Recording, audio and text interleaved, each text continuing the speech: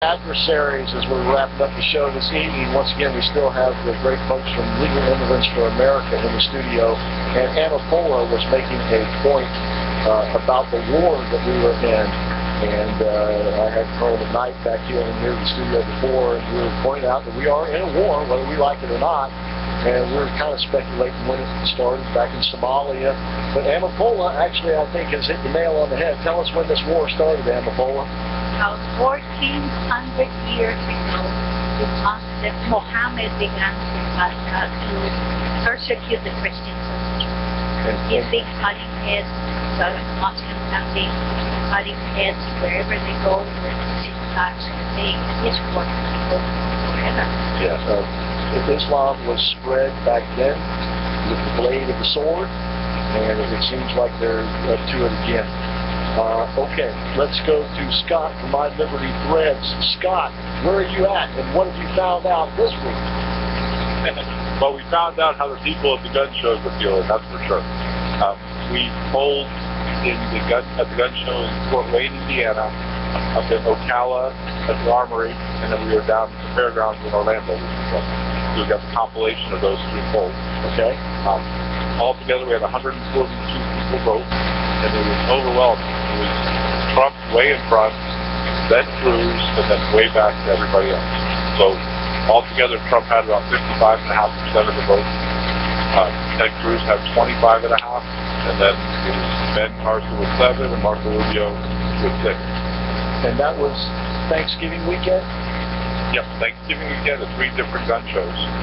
And it was interesting. Rubio had more votes in Indiana than he had in the 2 gun shows in Florida combined.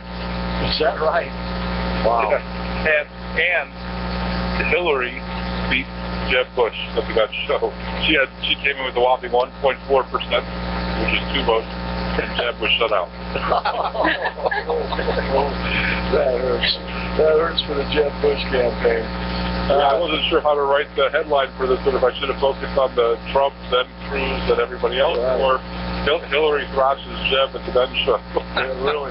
Hey, listen, you were there for Black Friday, I think, at these gun shows.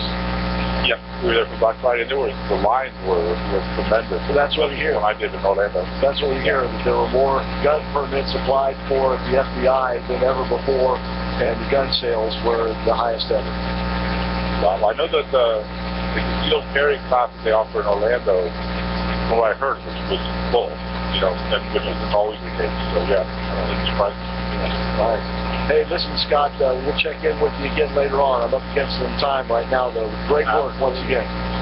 My pleasure. You guys have a great night. Thank you, sir. And that is Scott Miller of My Liberty Thread, the sponsor of the show. You can get his great T-shirts, and they are made in America, of American materials. You can find them at mylibertythreads.com. That's mylibertythreads.com. Real quick, just an elevator speech. What are the goals of Legal Immigrants for America? The goals of Legal Immigrants for America is to see to it that America's immigration laws are enforced, that the rights of all citizens, particularly legal, are respected, and to strengthen America's security. We're a conservative Christian organization. We admit that. But we believe in the principles that founded this nation. We believe in our Constitution. We believe in Jesus Christ. And we want to further all of those.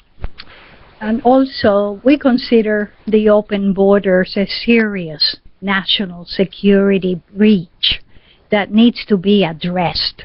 And the remedies are the closing of the borders, enforcement of our immigration laws, the stopping of the unfair preferential treatment that's afforded illegals and Muslims. That has to stop. And the implementation of E-Verify is amongst some of the issues that we would like to lobby in Congress as well as locally for.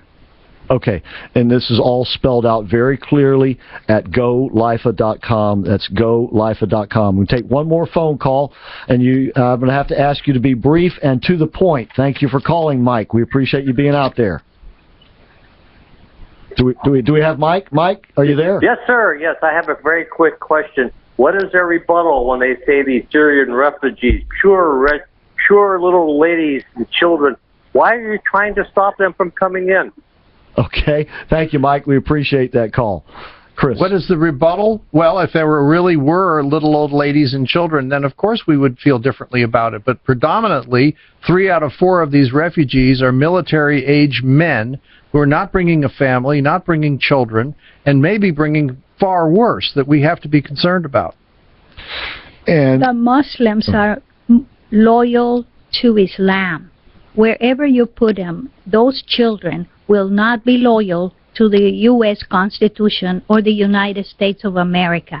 They will be loyal to Islam, and they will be trained to be whatever, the position they want with ISIS or somewhere else. And Usama Dakdok spoke this past Monday. He's going to be back. He's coming back December the 17th, which is Thursday. The talk starts at 6:30. The doors open at 6. It's at Doc's Streetside Grill on Orange Avenue across from ORMC. Free parking, free meeting, and it's on the 3rd floor in the meeting room. Now, I wasn't able to make it this past Monday. You, I understand, were there, Chris. How did it go? He was phenomenal. Usama is an Egyptian-born American. He's a legal immigrant. He's a very legal immigrant. He is outspoken on Islam. He studied at El Azhar. He understands Islam inside and out and can relate it to an American audience. He makes it very clear, frankly, that there's no difference between a so-called moderate Islamists and a radical Muslim. They're the same thing. Because if you're a true Muslim, you have to follow the Quran. You have to live according to the way that Muhammad lived. Otherwise, you're not a real Muslim. So if you're trying to be a true Muslim, you basically subscribe to all of that stuff in the Quran that tells them to kill infidels, which is all of us. Wherever you find them, by the way. Or you can enslave them, of course. But that's basically what Usama was on fire. He only got through half of his presentation. That's why he's coming back on the 17th. Above the Dock Streetside Grill, 6 o'clock doors open, 6:30 the meeting starts, free parking. Please join us. We had a nice crowd there. Oh, yes. Almost overflowing, but we wanted to be overflowing next time. Yes. He was outstanding. He said that everything that ISIS is doing is, their Bible is the Quran, so it is their biblical Quran. It's the control by the Quran. Okay, once again, Legal Immigrants for America, text LIFA to 53445 or go to golifa.com. But please become a part of this group and what they're trying to do, because it is all about saving the United States, the sovereignty, our borders, and being actually truly compassionate, right? Because allowing illegal immigration, allowing anything illegal to continue is not being compassionate. We need to be compassionate for our own people and our own country first. It's not to say we're not compassionate about others, but frankly, charity begins at home. We need to look after America. And that's what counts first. You have to worry about your children and grandchildren. And your veterans. Yeah, absolutely. Absolutely. We need to